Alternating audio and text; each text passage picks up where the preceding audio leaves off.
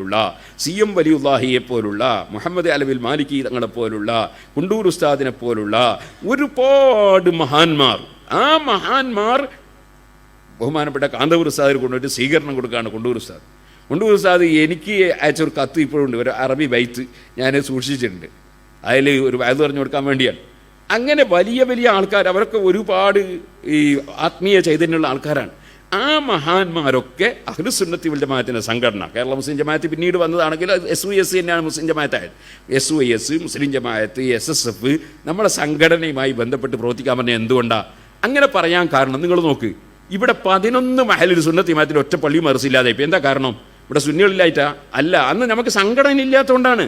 സംഘടന ഉണ്ടെങ്കിൽ കുറ്റ്യാടി ജമാഅത്ത് പള്ളി നമുക്ക് നഷ്ടപ്പെടൂല. സംഘടന ഉണ്ടെങ്കിൽ അടുക്കത്തെ പള്ളി പോകില്ല. അവിടെയൊക്കെ മഖ്ബറ ഇന്നും ബാക്കിയുണ്ട്. അതുപോലെ തന്നെ ഇവിടെ ശാന്തിഗറിലെ പള്ളി നഷ്ടപ്പെടൂല. നേർച്ച പെട്ടിപ്പുപാടുണ്ട്, ഖബറ വിളിച്ചാളെന്ന്.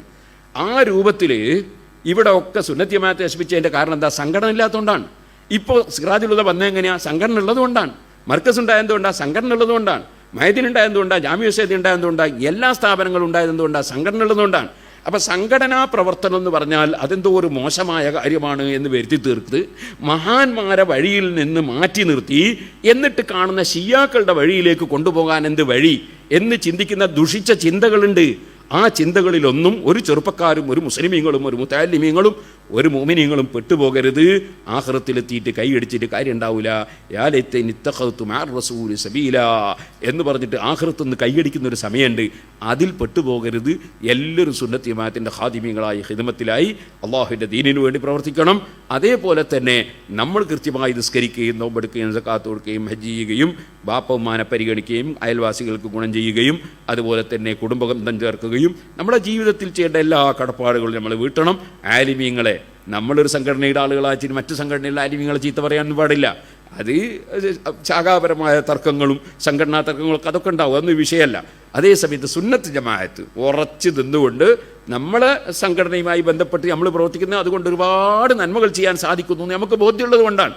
അപ്പോൾ നല്ല ദീനിൻ്റെ പ്രവർത്തകരായി നമ്മൾ പ്രവർത്തിക്കണം. നമ്മൾ ആരെയും ചീത്ത പറയാൻ പോണ്ട, തെറി പറയാൻ പോണ്ട, ആരെയും അവമതിക്കാൻ പോണ്ട, ഇൻസൾട്ടാക്കാൻ പോണ്ട. നമ്മൾ അള്ളാഹുവിൻ്റെ ദീനിന് വേണ്ടി ഖിദ്മത്ത് ചെയ്യണം. അത് കൃത്യമായി തഖ്വയുടെ ബോധത്തോടുകൂടിയായിരിക്കണം. അള്ള കൽപ്പിച്ച് എടുത്തുകൊണ്ടായിരിക്കണം, അള്ള വിരോധിച്ച് ഒഴിച്ചുകൊണ്ടായിരിക്കണം. അതേസമയത്ത് 100 ന്യൂനതകൾ സാധുക്കളായ നമ്മളിൽ നിന്നെല്ലാം സംഭവിക്കും. നമ്മളൊന്നും മാസൂമികളായ നബിമാരല്ല.